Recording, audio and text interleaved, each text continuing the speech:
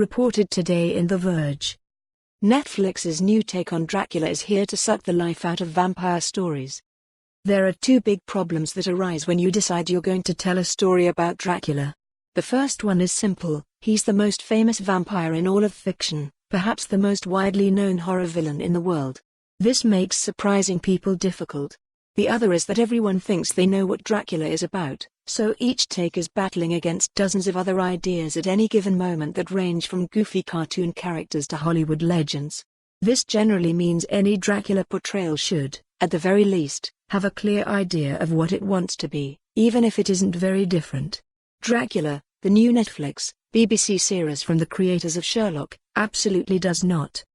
While the new series is similar to Sherlock in structure, with 3 90-minute episodes, its ambitions are a little less clear. It doesn't set out to be a modern-day take on Dracula at first. Instead, it reinterprets Bram Stoker's original novel across a wider canvas. It starts in a similar place. Jonathan Harker, the hapless 19th-century real estate appraiser, is sent to Transylvania to mediate Count Dracula's long-distance purchase of land in England.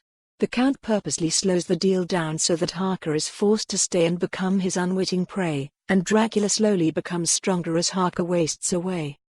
Dracula quickly begins to deviate from its source material. The series immediately suggests Harker might meet a fate that's very different from the one in the novel. The vampire hunter Abraham Van Helsing is now an unnamed Agatha Van Helsing, and the rules of vampire fiction that Stoker's novel established are slowly picked at. Unfortunately, the show isn't actually interested in being as subversive or different as it leads you to believe. Despite its changes, the show follows a lot of the same beats. Dracula is successful in his bid to travel to London, where he will groom and seduce Lucy Westenra, feeding on her for months. The biggest twist is that getting to London takes him over 100 years, thanks to a detour that traps Dracula at the bottom of the ocean, setting up a final episode that takes place entirely in the present day. Very little about this is thrilling. The show is too enamored with Dracula to be played for straight horror, despite having some legitimately incredible practical effects that give us a few truly frightening scenes. As the Count, Danish actor Claus Bang gives a performance that I struggle to describe as anything other than loud. Everything about this portrayal of Dracula is dialed to 11, with Bang bouncing back and forth between smug slinger of blood puns to rabid scenery-chewing animal.